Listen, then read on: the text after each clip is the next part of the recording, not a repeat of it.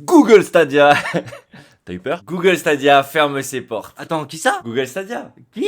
Bah, Google Stadia. Attends, gueule quoi? Là, tu me saoules. Là, tu me saoules. Pour ceux qui ne le savent pas, Stadia, c'est une plateforme de streaming de jeux vidéo dans le cloud. Le service permet de jouer à des jeux vidéo de tout genre, sur tout type d'appareils, que ce soit des PC, des smartphones, des tablettes, des micro-ondes, des cheminées, bref, partout. Stadia vise principalement deux types d'utilisateurs. D'un côté, nous avons les éditeurs et les créateurs de contenu qui peuvent mettre en ligne sur Stadia leurs jeux. De l'autre côté, nous avons les joueurs, donc bien sûr, qui peuvent accéder à des jeux de Stadia simplement via un lien qu'ils peuvent ouvrir depuis n'importe quel type de plateforme. Le seul prérequis, c'est d'avoir Google Chrome. Bon, ça va comme prérequis. L'autre gros avantage qu'avaient les utilisateurs, c'est qu'ils pouvaient lancer un jeu sans vraiment avoir de mise à jour ou de temps de chargement, etc. puisque tout était dans le cloud. Stadia proposait donc deux offres.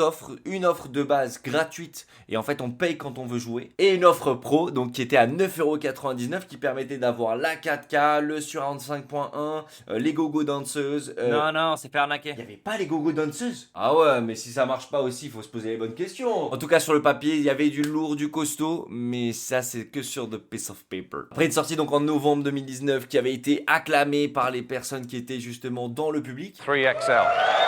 De la salle, tout simplement. Le nouveau produit de Google s'est lancé et a eu du mal à trouver sa place sur le marché. Le géant du numérique espérait vraiment s'imposer sur l'univers du marché puisqu'il avait vraiment cette offre sans console, sans rien. Juste on achète un jeu une seule fois et on pouvait avoir accès sur toutes les plateformes. Et ils se sont dit que c'était justement cet avantage compétitif qui allait faire bousculer le marché. Mais dès son lancement, ça a été un flop total déjà par rapport au produit puisque le service a été un vrai casse-tête pour les utilisateurs, comprendre comment ça fonctionne, comment on le met en place, etc. Ensuite, il y avait un catalogue très limité de jeux et parfois des offres qui étaient assez illisibles. Il y avait aussi des concurrents qui proposaient déjà des offres intéressantes, je pense à Nvidia. Stadia a réussi à faire l'unanimité contre lui, et puis il va tomber justement dans les oubliettes. Mais justement, quand la plateforme va faire parler d'elle, ce n'est qu'en février 2021, où Phil Harrison, donc le vice-président et directeur général de Google, va annoncer la fin de Stadia. Ouais, finalement, c'était peut-être mieux de rester dans l'oubli. En plus de ça, il annonce le départ de la très médiatique Jay Raymond, qui était productrice de jeux vidéo chez Ubisoft, notamment sur les 2 premiers épisodes de Assassin's Creed, et est partie donc du projet de Stadia pour monter son propre studio. Il a été racheté ensuite par Sony. C'est donc